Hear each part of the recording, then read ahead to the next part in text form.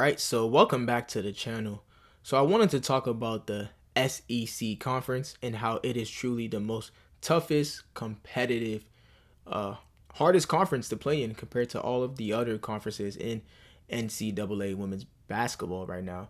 So when we look at the AP's ranking of the top 25 best teams in the country, 7 of those teams are in the SEC conference. As we see, South Carolina got brought down to the 4th spot. They lost to UCLA, which I predicted was going to happen. But you still cannot count South Carolina out, man. They still have pretty much the same roster, although I did mention they're gonna miss Camila Cardoso. But man, they won the championship. They went on a 43 game win streak before this loss. And they still got pretty much their same roster. But I believe these players are definitely gonna step up for sure. But again, as we see, South Carolina is in the 4th spot. Texas is in the 5th spot. LSU in the 7th spot. Oklahoma in the 8th spot. Kentucky's at 14th. Ole Miss in the 18th spot. And Alabama, for some reason, is at the 23rd spot. If you look at my video, my most recent video, I have Alabama being looked at for some reason as the most underrated team in women's college basketball. I don't know why they're extremely underrated. To me, they should be higher. I have Alabama at least in the top 15. That duo of Aaliyah Nye and Sarah Ashley Barker is amazing. When they're both cooking and balling, I'm telling you, Alabama just looks incredible, man. But yeah, 7 teams in the SEC are in the top 25. So that alone should just show you how competitive and tough it is to play in that conference, man.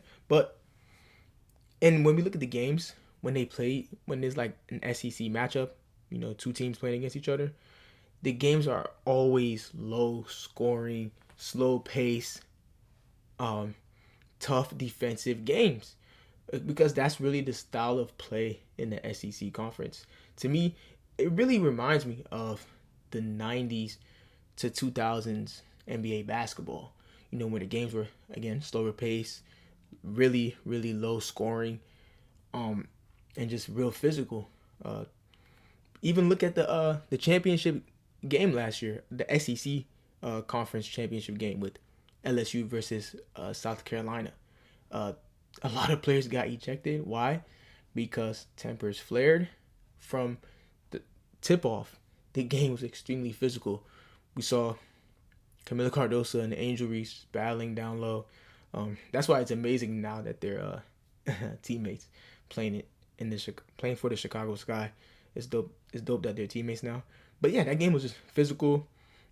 Flage got into it with Camilla at the end, and then teams where your teammates were jumping out their bench, trying to go after each other, and it just started from the game just being extremely physical from the start. But that's just how the games are in the SEC conference.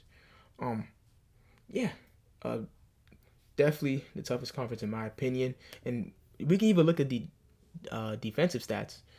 As we see in points allowed per game, look at Texas. Look at the margin. The margin is 45.2. Texas is already there at number 1, and this is for strictly just the SEC conference, as we see, of course. And Vanderbilt, look at them with 40.6, and Vanderbilt is an underrated school. A lot of players on that team are really balling out, and they're not getting recognition at all.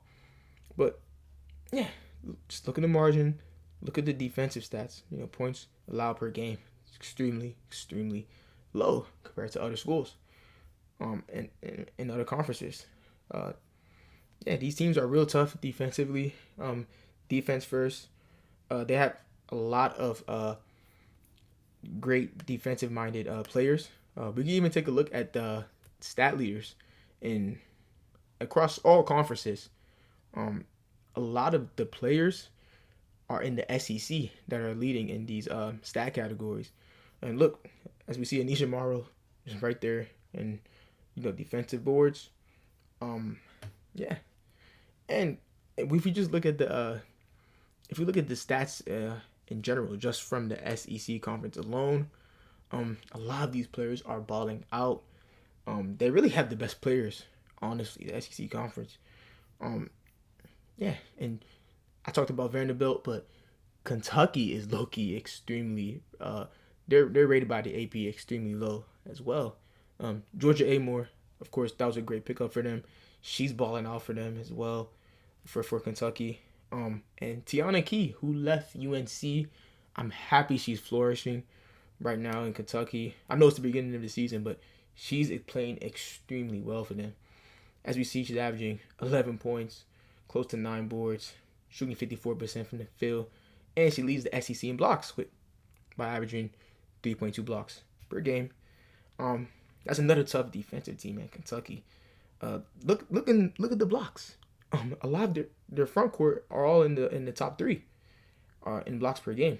Kentucky's a real tough defensive team, man. I'm telling you, a lot of teams would not want to see them come tournament time. But yeah, a lot of teams are real good. Texas, they're definitely still cold as well.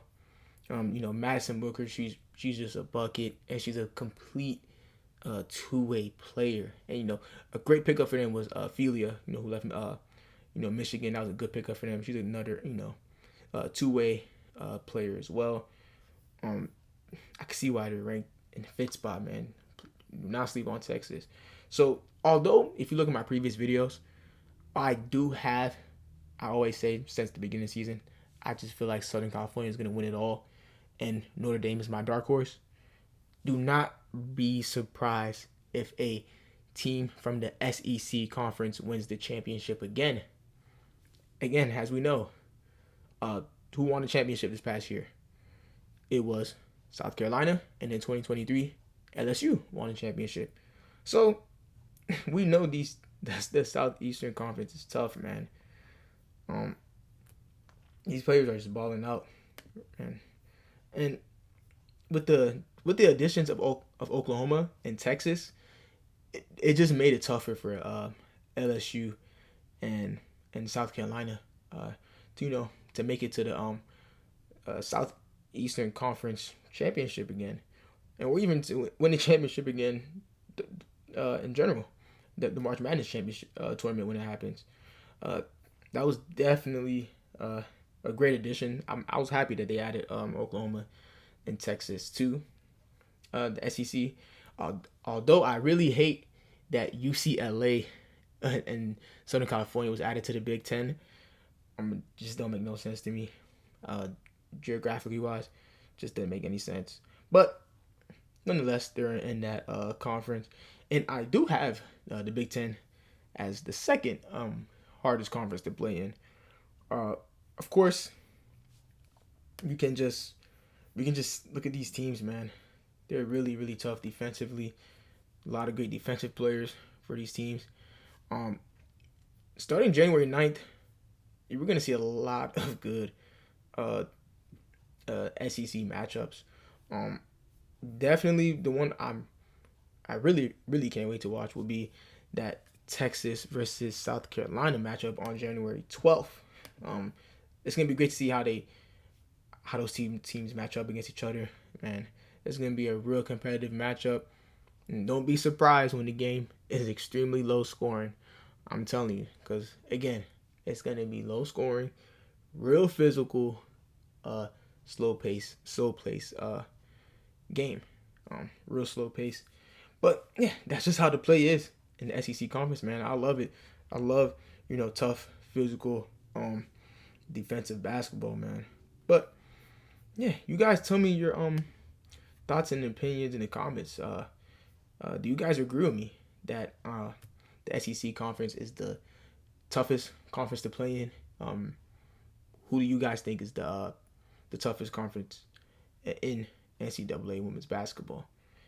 All right, and who's also the best defensive players in women's college basketball in the SEC or just across all conferences in general? All right, well, thanks for watching. Till next video.